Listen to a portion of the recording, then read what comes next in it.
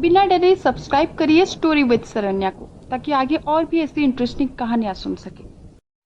रोहित एक कंपनी में मैनेजर है और उसकी शादी को अभी 2 महीने ही हुए थे।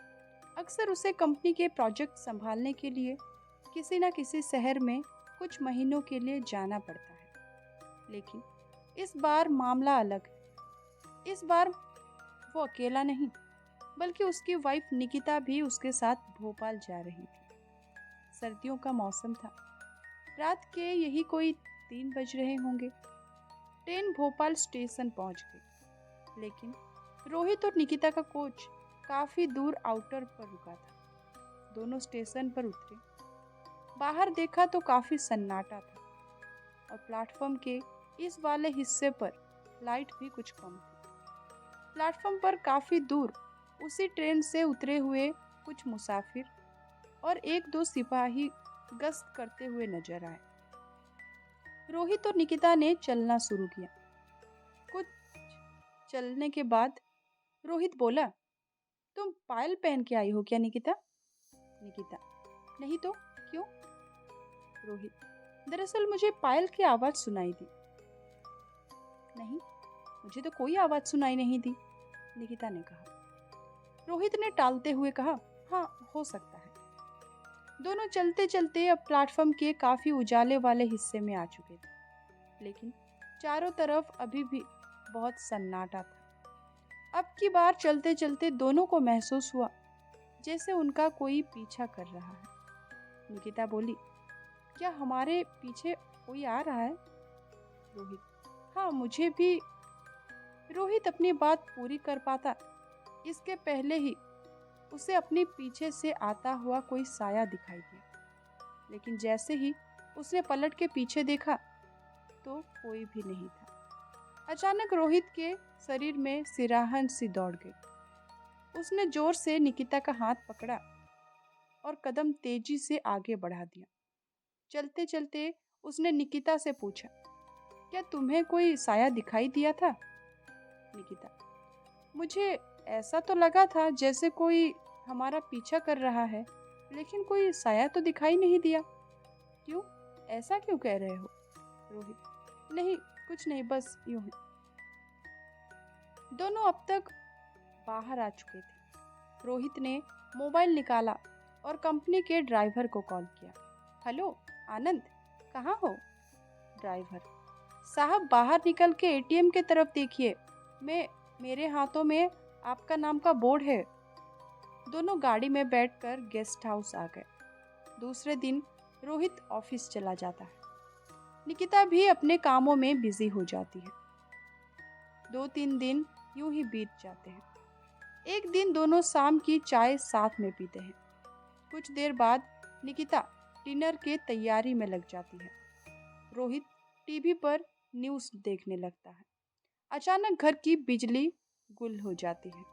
निकिता किचन से बाहर आने के लिए जैसे ही पलटती है, उसे अंधेरे में चमकती हुई 2 आंखें दिखाई देती हैं। उसे चीख निकल जाती है। रोहित भागते हुए किचन में आता है। निकिता रोते हुए बताती है कि उसने अंधेरे में चमकती हुई 2 आंखें देखी। रोहित उसे सीने से लगा लेता है, लेकिन वो रोते हुए कहती ही रहती है, रोहित अब हम गेस्ट हाउस में और नहीं रहेंगे। दूसरे दिन रोहित अपने ऑफिसर को फोन करके एक पुरानी हवेली के पास वाले गेस्ट हाउस में शिफ्ट हो जाता है। रोहित और निकिता इस गेस्ट हाउस में सुकून और शांति के साथ अपनी दिन गुजारने लगते। निकिता को पुरानी इमारत देखने का शौक था। एक दिन वो अचानक गेस्ट हाउस के पास वाले हवेली से गुजरती है। उसे डर तो लगता है, लेकिन खुद को हवेली में जाने से वो रोक नहीं पाती। अब तक रोहित घर पहुंच जाता है। निकिता उसे घर में नहीं मिलती, तो वो निकिता को फोन करने लगता है। कहाँ हो निकिता? निकिता बोलती है, यही पास वाली हवेली देखने आई थी, बस अभी आती हूँ। निकिता थोड़ी देर बाद घर आ जाती है। रोहित पूछता है, क्यों, कोई मिला उस हवेली में? निकिता बोलती है, कोई नहीं, बस सन्नाटा था और एक भटकती हुई चुड़ैल। रोहित बोला, ये क्या बकवास कर रही हो? निकिता ने जवाब दिया, क्यों, डर गए? अरे मैं तो मजाक कर रही थी। चलो, मैं अब तुम्हारे लिए एक चाय बना के लाती हूँ। निकिता जाने लगी। रोहित उसे वापस बुलाता है। निकिता, तुम ये छमछम वाली पायल तो पहनती नहीं हो, फिर ये पायल कहाँ से लाई निकिता? निकिता ने कहा, वही हवेली से। रोहित बोला, हवेली से मतलब? निकिता ने जवाब दिया, अरे नहीं बाबा, मार्केट से लाई हूँ। थोड़ी देर बाद दोनों साथ में चाय पीते हैं।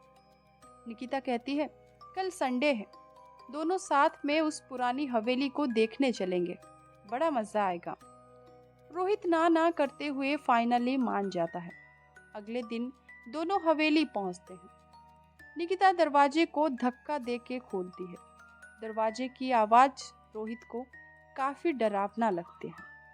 हवेली में चारों तरफ बदबू, झाले, चिड़ियों, कबूतर के पंखे नजर आते हैं। दोनों थोड़ी ही आगे बढ़ते हैं कि तभी अचानक एक डरावनी काली बिल्ली रोहित के ऊपर कूद जाती है। लेकिन निकिता इस बिल्ली को ऐसे गोद में उठा लेती है जैसे वो उसे पहले से जानती हो। रोहित को ये बात थोड़ी अजीब लगती है। वो कहता है, चलो यहाँ से, मेरा दम घुट रहा है यहाँ। आखिर ऐसा क्या है इस जो तुम्हें मजा आ रहा है? निकिता कहती है, बस चलते हैं ना, 1 मिनट के लिए वो सूखी झील के किनारे वाला कमरा तो देख लो। इतना कहकर निकिता रोहित का हाथ खींचकर उस कमरे तक ले जाती है। कमरे में जाते ही रोहित कांप जाता है।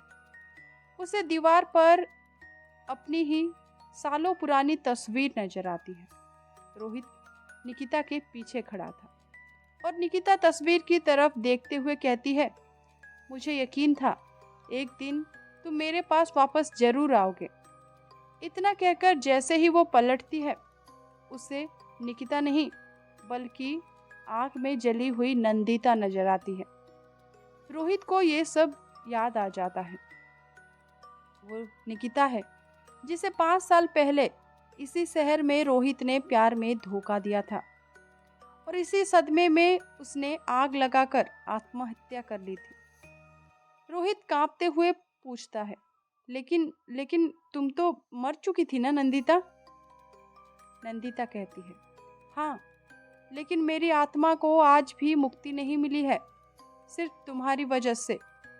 रोहित पूछता है, और निकिता कहाँ है? नंदिता कहती है, वो देखो रोहित, सूखी झील में झांक के देखो। रोहित जैसे ही झील में देखता है, उसके होश उड़ जाते हैं। निकिता के खून से लथपथ लाश झील में पड़ी थी। रोहित गुस्से में कहता है, मैं तुम्हें छोड़ूंगा नहीं, मैं तुम्हें मार डालूंगा। नंदिता हंसते हुए कहती है, मैं तो पहले से ही मर चुकी हूँ, तुम मुझे और क्या मारोगे रोहित? हाँ, लेकिन निकिता को मैंने कल ही यहाँ बुलाया था और उसे मार के उसके शरीर में कल से तुम्हारे साथ थी। लेकिन जब मैंने देखा तुमसे दिलों से प्यार करते हो, तो मैंने फैसला कर लिया, अब बस तुम्हें मार के ही मुझे मुक्ति मिलेगी। रोहित चिल्लाता है, नहीं नंदिता, तुम मुझे प्यार करती हो, तुम ऐसा नहीं कर सकती। नंदिता कहती है, अगर मैं ऐसा नहीं करूंगी तो मैं भटकती ही रहूंगी। नंदिता रोहित के ऊपर झपटती है। नंदिता उसे पास में पड़ी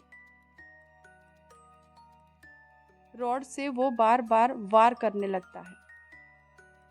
लेकिन नंदिता की खौफनाक हंसी हंसती ही रहती है। रॉड उसके तन से ऐसे निकल जाती है जैसे हवा में लहरा रही हो। कुछ देर बाद रोहित की खून से लथपथ लाश उसी सूखी झील के निकिता के पास पड़ी नजर आती है। ये तो तय है कि नंदिता की भटकती आत्मा को मुक्ति मिल चुकी है, लेकिन पुलिस से लेकर रोहित और निकिता के परिवार वाले शायद ही कभी जान पाएंगे कि उन दोनों की मौत हुई तो हुई कैसे।